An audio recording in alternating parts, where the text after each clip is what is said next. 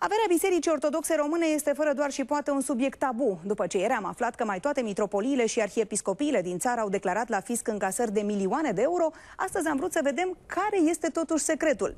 Nimeni nu vrea să vorbească despre bănuții strânși în cutia milei și nici despre donațiile sau ajutoarele de la stat. Ba mai rău, unii dintre slujitorii Domnului s-au iritat când i-am întrebat de profit.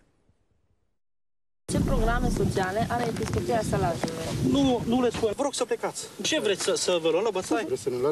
Nu sunteți bineveniți aici. Cel care este atât de deranjat e chiar șeful Episcopiei Sălajului, preasfințitul Petroniu Sălăjanul. S-a înfuriat când reporterul a întrebat cum merg lucrările la noul sediu. În urmă cu câteva luni, aici se punea prima piatră de temelie la Episcopia Sălajului, sediu care a înghițit până acum peste 600.000 de lei din banii credincioșilor. În final se vrea un sediu luxos de peste 1500 de metri pătrați. Și Consiliul Județean a contribuit cu 300.000 de lei pentru Palatul Slujitorilor Domnului. La demisol este prevăzută o parcare. Parterul va cuprinde spațiile administrative și apartamentul episcopului. În tot acest timp, beneficiarii nu se pot lăuda că au făcut măcar un centru de bătrâni, ori o cantină pentru săraci. Am o măsuță bolnavă și am înțeles că ei au ceva asociație care ajută bătrânii, duce la ceva centru. Nu știu dacă îi duce la centru.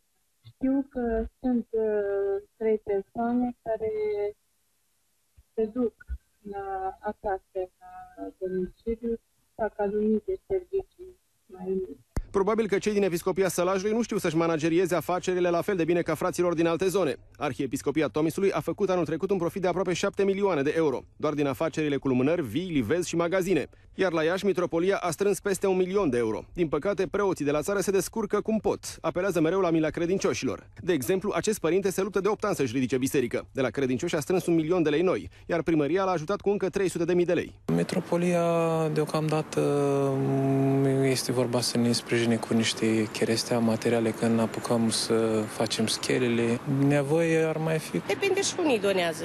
Acum cu Sfânta s-au făcut. Cum astăzi este ziua mitropolitului Teofan, nimeni n-a avut timp de explicații. Nici Patriarhia Română nu a vrut să comenteze cifrele raportate la fisc. Întrebat de ce nu impozitează afacerile bisericii, ministrul de finanțe a dat un răspuns ambigu. Trebuie să ajutăm biserica, pentru că de la buget nu vin foarte mulți bani, iar această activitate cred că trebuie susținută de stat. Andreea Brașovean este la Zalău, unde conducerea Arhiepiscopiei a refuzat să ne explice de ce în această zonă lipsesc acțiunile sociale. Bună seara, Andreea!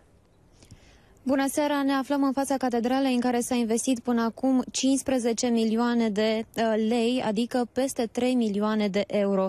Altarul este suflat cu aur, policandrul este turnat în bronz aurit, înalt de 7 metri, a fost adus special de la Atena și cântărește 2 tone. Și încă nu este terminată, mai e nevoie de bani. O parte din sumele strânse până acum provin de la enoriași.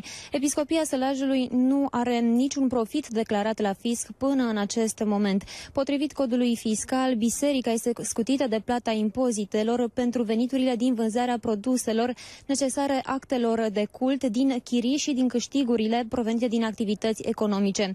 De asemenea, biserica nu plătește impozit pentru clădirile folosite ca lăcașuri de cult. Statul promovează sprijinul acordat bisericii prin deduceri de impozit și încurajează sponsorizările către culte. Atât deocamdată de aici, la revedere!